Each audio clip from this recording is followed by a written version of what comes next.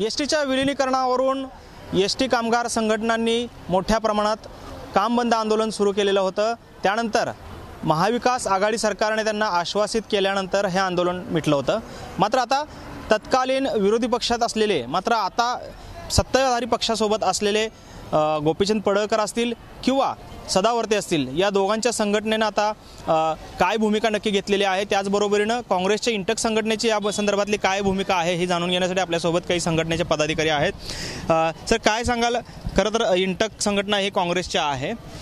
तत्कालीन पडळकर असतील किंवा सदावर्ते असतील यांनी मोठ्या प्रमाणात रान उठवलं होतं आणि जोपर्यंत विलीनीकरण होत नाही तोपर्यंत आझाद मैदान सोडणार नाही अशी भूमिका घेतली होती। मात्र आता 1.5 वर्ष झाले सत्तेत येऊन अद्यापही विलीनीकरणाचा निर्णय झालेला नाही।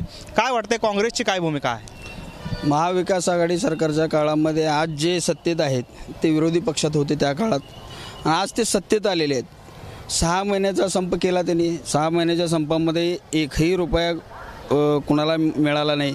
जी काही 2,500, 4,000, 5,000 जी काही वेतनवाढ झाली ती पडळकर आणि सदाभाऊ खोत यांच्या माध्यमातून झाली। त्याच्यानंतर एकही रुपया पगारवाढ झाली नाही। मग आज त्यावेळेला जेवढा पुळका एस टी कर्मचाऱ्यांच्या संदर्भात त्यांना येत होतं, आज ते सत्तेत असताना त्या गोष्टी त्यांनी केल्या पाहिजेत। आणि आम्ही ज्या वेळेला इंटक म्हणून काम करतो, काँग्रेस सत्तेत असले तरी सुद्धा आम्ही इंटक ही कामगारांच्या बाजूने कायम लढते आणि सत्ता जरी असेल तर सत्तेच्या विरोधात सुद्धा आम्ही आंदोलन करतो। पण हे जे गेल्या आंदोलनामध्ये जे काही घडलं की बाबा 6 महिने बंद झाला, हे झाला, मग जे काही तिथं आझाद मैदानावर जे कोणी विरोधी पक्ष नेता तत्कालीन होते त्या ते सगळे सत्तेत आहेत। आझाद मैदानावर जाऊन त्यांनी भाषणं टोकली, त्या भाषणाचं काय झालं? आज काहीच नाही, लोकांना काहीच मिळालं नाही। आता दिवाळी तोंडावर आलेली आहे, लोकांना बोनस किती देणार आहे माहीत नाही। 2%चं 3% DA राहिलेलं आहे, तसंच महागाई भत्त्याचा फरक राहिलेला आहे। कुठल्याच प्रकारची कुठलीच त्यांच्याकडून आश्वासनाची पूर्ती होत नाही। विलीनीकरण तर खूप लांबची गोष्ट आहे आणि विलीनीकरण हे काही कोर्टातून होणार नव्हतं हे वकील साहेबांनाही चांगलं माहीत होतं। विलीनीकरण हे विधानसभा विधान परिषदेतून ठराव पास करून केंद्राकडे जोपर्यंत पाठवत नाही तोपर्यंत एसटी महामंडळाचं विलीनीकरण होतच नाही। हे कायद्यात संविधानात ते बसतच नाही। तर लोकांना कोर्टातून विलीनीकरण करून देतो अशा प्रकारचे भंपक लोकांना सांगून लोकांचा संप वाढवला। कारण नसताना पडळकर आणि सदाभाऊ खोत यांनी जी काही वेतनवाढ दिली होती त्याच्यानंतरचा 4 महिन्याचा संप हा काही कारण नसताना संप झाला। त्यातून एकही रुपयाचा आउटपुट कर्मचाऱ्यांना मिळालेला नाही। तथापि उलटं कर्मचाऱ्यांचं त्या काळामध्ये बिनपगारी झाल्यामुळं ग्रेडेशन असेल, त्यांचं इन्क्रिमेंट असेल किंवा आफ्टर रिटायरमेंटला त्यांचं जी काही एकेकाचं 3-3, 4-4 लाख रुपये नुकसान झालेलं आहे। हे एवढं नुकसान त्या 4 महिन्याच्या संपामध्ये कर्मचाऱ्यांचं झालं तरी आज ती लोक उठतात, कुठं मराठा आंदोलनाच्या विरोधात बोल, कुठं ह्याच्या विरोधात बोल। ही जनसंघ जी काय सेवा त्यांनी संघटना काढली ते कर्मचाऱ्यांच्या हिताचं कुठलंही वाक्यच नसते त्यांच्याकडं।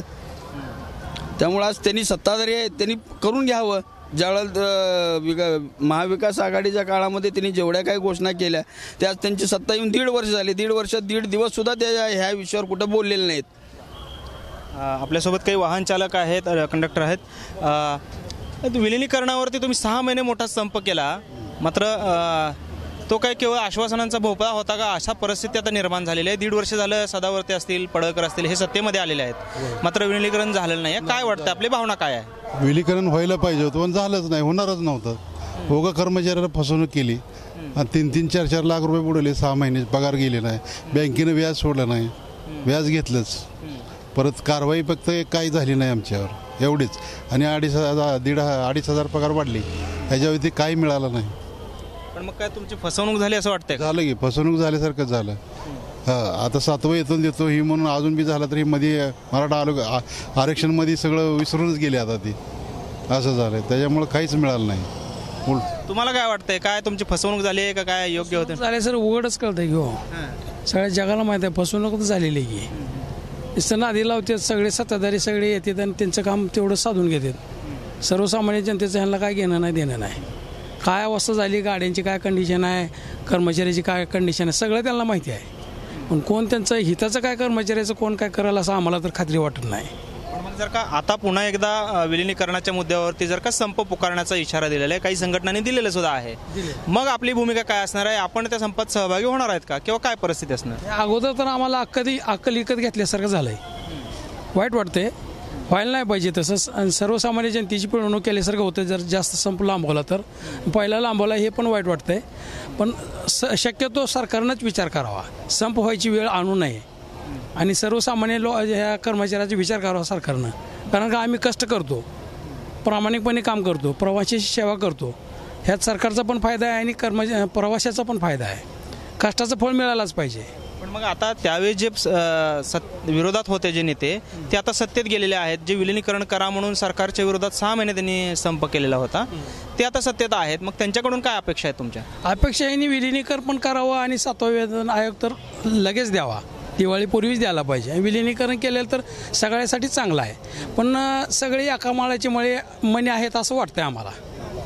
सगळे एकच आहेत सगळे. हे आमचं काय घेणं नाही देणं नाही असं वाटतंय. त्यांनी सगळ्यांनी कर्मचाऱ्याचा विचार करायला पाहिजे. गोपीचंद पडळकर यांच्या सेवाशक्ती संघर्ष समितीचे देखील पदाधिकारी या ठिकाणी आहेत. तुमच्या नेत्यांविरोधात आता कुठेतरी नकारात्मक चर्चा होते की सगळे सत्तेचे एकाच मायेचे मणी आहेत, आमचा वापर करून घेतला, असे एकंदरीत प्रतिक्रिया आहे. आता पुन्हा एकदा उपोषणाचा किंवा आमरण उपोषणाचा इशारा दिलेला आहे आपल्या संघटनेने. काय कसं पाहता या संघटनेने? खरं जर विचार केला तर मागं जे 5.5-6 महिन्याचा जो संप झाला होता, सरासरी आमचे जे नेते आहेत गोपीचंद पडळकर साहेब, पहिल्या दीड महिन्यामध्ये जोपर्यंत त्यांनी संपामध्ये होते तोपर्यंत प्रतिसाद ज्यावेळेस त्यांना असं वाटलं की आता हे संप थांबणं गरजेचं आहे, प्रवाशांचे हाल होत आहेत आणि मध्यस्थी सरकारसोबत जर मध्यस्थी केली तर आपल्याला नक्कीच त्याच्यामधून अपेक्षित न्याय मिळेल. किमान 100 रुपयाची मागणी केली तर 50 रुपये तर मिळतील ही आशा होती. आणि त्या माध्यमातून तत्कालीन सरकारसोबत पडळकर साहेबांनी चर्चा केली आणि त्यावेळेस जी आजपर्यंत जेवढी वाढ झाली नव्हती ती त्यावेळेस वाढ झाली. म्हणजे 1 ते 10 वर्षाची जी सर्व्हिस आहे त्याच्या बेसिकमध्ये 5,000ची वाढ झाली. ज्याची 10 ते 20 वर्ष सर्व्हिस आहे त्याच्या बेसिकमध्ये 4,000ची वाढ झाली. आणि त्याच्यानंतर जे कर्मचारी आहेत त्यांच्या बेसिकमध्ये 2,500 रुपये वाढ झाली, जी आजपर्यंत कधीही वाढ झाली नव्हती. त्यामुळं मी आमचा जो नेता आहे पडळकर साहेब त्यांना मी कधीही कमी समजू शकत नाही, कारण त्यांनी मध्यस्थी केली सरकारसोबत म्हणूनच वाढ झाली. आणि राहिला विषय दुसरा, आपली जी एसटी कर्मचाऱ्यांची जी मागणी आहे की सरकारी प्रमाणे वेतन द्या किंवा विलिनीकरण करणं तर सरकारने जर ठरवलं तर दोन्ही शक्य आहे. विलिनीकरण आज आपण बघितलं तेलंगणामध्ये सरकार महामंडळाचं रूपांतर सरकारीमध्ये झालं आणि सरकारी पूर्ण ट्रान्सपोर्ट झालेलं आहे तिथं.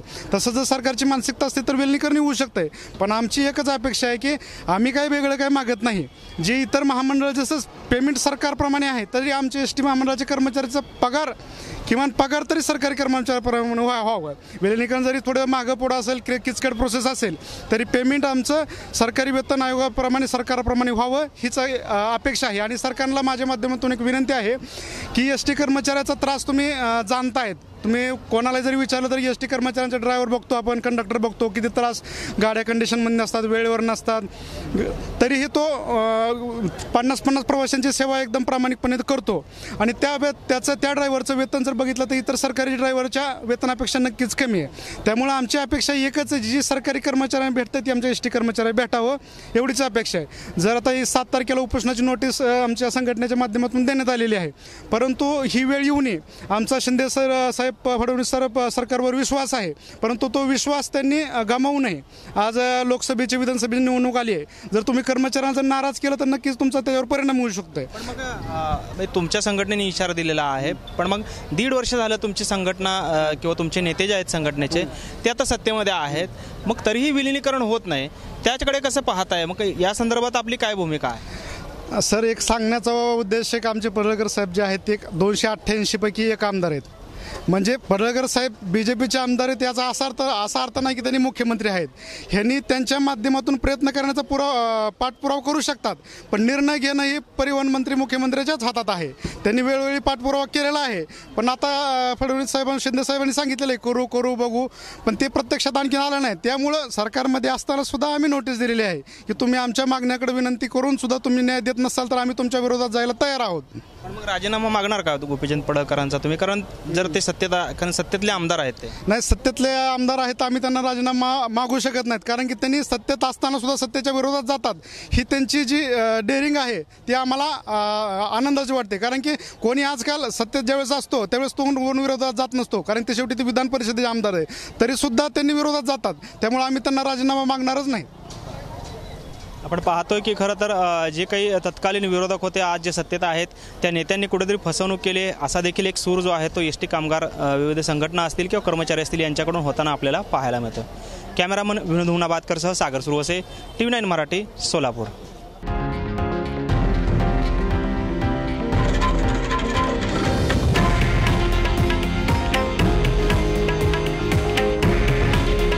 हे आहे देशातील नंबर 1 न्यूज नेटवर्क आणि आपण पाहत आहात TV9 मराठी. काळजी तुमची, हित महाराष्ट्राचं.